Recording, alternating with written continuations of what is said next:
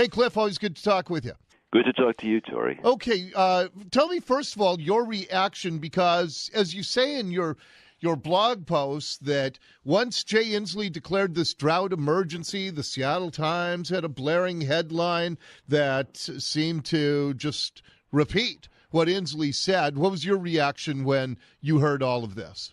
Well, my reaction was that there really isn't much of a drought going on, and there's certainly no emergency.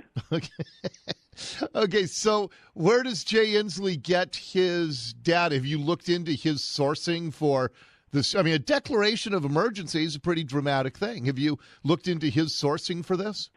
Well, I don't know exactly his sourcing, but he talks about things like snowpack and precipitation and things like that. But if you actually look at the situation, things are not very dire.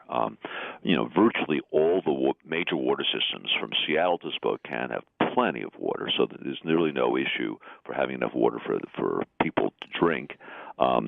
Major reservoirs that supply agriculture, like the Yakima, are 91% full. Stream flows in eastern Washington are fine. So, really, if you look objectively, there's really no big issue. I mean, precipitation was a little bit below normal the last year, and the snowpack on April 1st, which we look at, was about 75-80% of normal, which is not a serious problem. That happens all the time, and something expected on an El Nino year, which we had. So there's really nothing that much out of the ordinary going on. So, yeah, I mean, weather obviously is cyclical. We see that. And you also said that as best you are able, looking forward, what's going to be happening with rainfall in the state. That's right. Our skill forecasting more than a few weeks ahead of time is not very good. I'm going to be honest about that.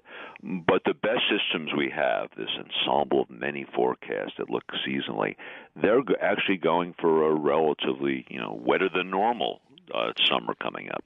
So there's no reason at this point to expect a very, very dry summer. And quite frankly, even if it was dry, it doesn't make much of a difference because we typically do not get much precipitation during the summer. We have a Mediterranean climate with very dry summers normally. It does sound as if somebody is manipulating data for political purposes, which I know, shocking in this area of discussion.